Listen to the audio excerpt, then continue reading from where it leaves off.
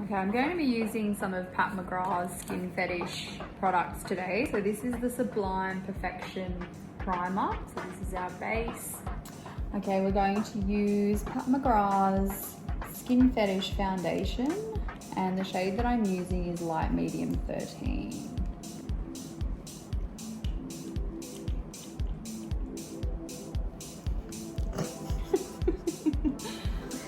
Okay, so obviously it's a liquid foundation.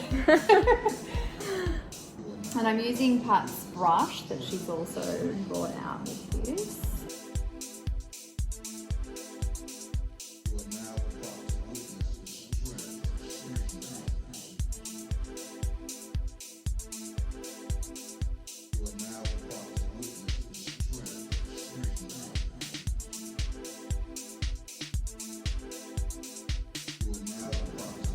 Okay, next up I'm using her new concealer in the shade Light Medium 12, and she's also sent her own little concealer brush here, which is a lovely little dense concealer brush. Just look up for me, huh?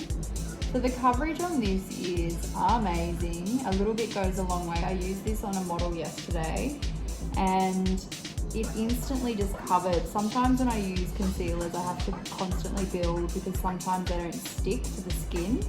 And remembering that the skin underneath somebody's eye can be quite delicate, a little bit dehydrated, often discolored. There can be some bluey, purpley undertones under the eyes. And you can see with Jade here that instantly that has covered under her eyes really easily. Okay, so now I'm going to set with Pat's under eye blurring powder. This is the shade Medium.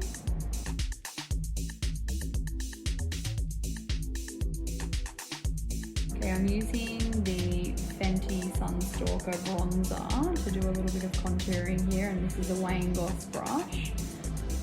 Okay, so we're moving on to brows now. I'm using the Benefit Browsing Pro palette in light to medium. I'm just going to use a brow powder.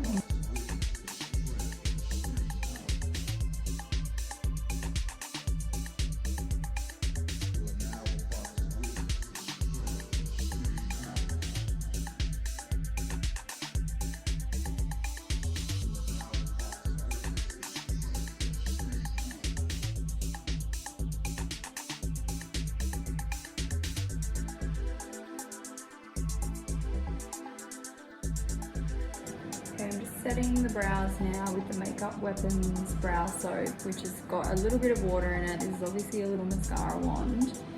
And you've just got to get the right paste, the right consistency. It can't be too wet, it can't be too dry because it's going to be chunky.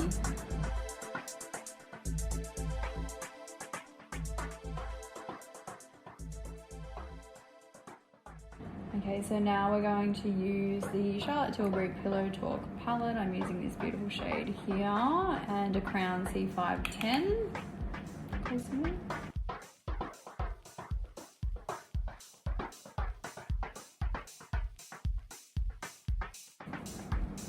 Okay, I'm just going to put a little bit of shaping into the eye with this C511, and this is the Charlotte Tilbury Pillow Talk palette still.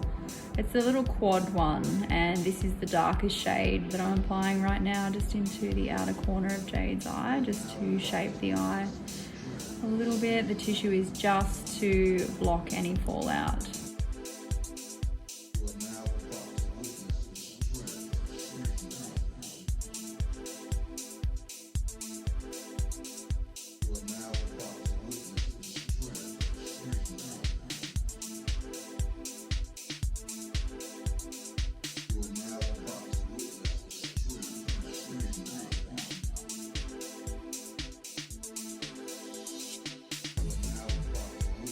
Okay, so we're doing a Smoky liner here today, and Jade, just show everybody this side what we've done here. So you can see when Jade's eyes are closed, what we're going to do is put some shape tape on here to really pull this up and elongate and lengthen Jade's eye, which is, Jade's got hooded eyes, so we do have that step, and I would have done the liner differently if we weren't using the face tape today, but ultimately it's going to look like that once the tape goes on. Okay, so what we're gonna do now, just close for me, Jade, is we're going to gently smoke and soften this liner just with the liner itself initially, because if I left a hard black edge as is and then tried to smoke away with shadow only, it's gonna be a lot more difficult. Whereas using the excess of the liner itself is a lot more effective. It's a lot more waterproof, especially if you are working on a hooded eye. Eyeshadow is going to transfer if you're trying to do any kind of smoky liner work. It doesn't have to be a wing. It could be just a normal liner. Okay, now I'm going to smoke the liner away further. Just close to me, lovely. Just to soften it, this is using a Crown Angle Brush C207. And the shadow I'm using is just from a Smashbox Petal Metal eyeshadow palette. It is a matte, so I don't want any shimmer here. And it's just catching the very edge of the liner itself. I don't want to put it all over the liner, just the very edge to create that really soft, smoky edge. And this is what's going to cover any imperfections or any bumps in the liner. And like I said, we're going to leave the underneath side of that tick lovely and sharp, and we're just softening the top section. But what we're doing here is we're just going to line with the black on the inner. Look up for me. So we're going to line the outer and the inner with the black. I mean, it's looking like it's gone all the way across, but it has, I'm not lying. But what we're going to do now is we're going to line the center part of this. Look up for me.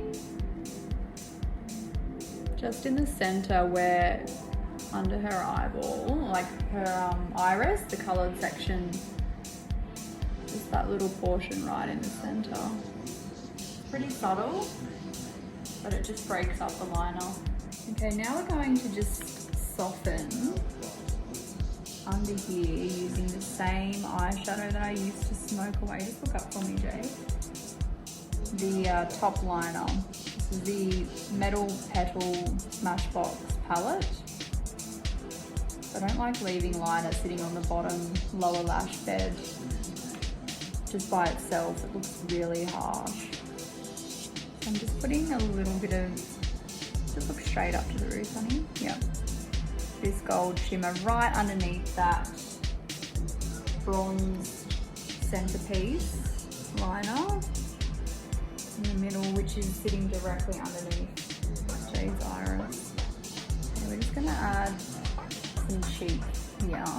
And this is actually a cream cheek, but it's a combination of a Mecca Cosmetica Weekend Skin Tint in Rose and the Kosas Tropic Equinox.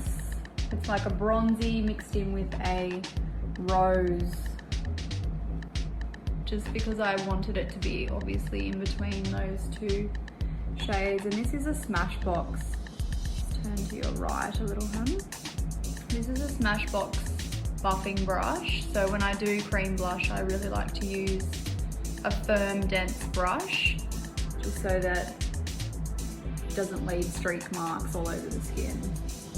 Okay, I'm just gonna highlight using the Frank Bod. This is the Rose and Shine highlighter. It's a liquid luminizer or a cream highlighter. Just going around the orbital bone there on Jade's natural eye socket. Okay, I'm just using a Melissa Sassine lip pencil in Lady Godiva here. I'm just using the liquid vinyl in the shade Gear Up from Stila. So it's a high sheen gloss, but thicker than the average gloss.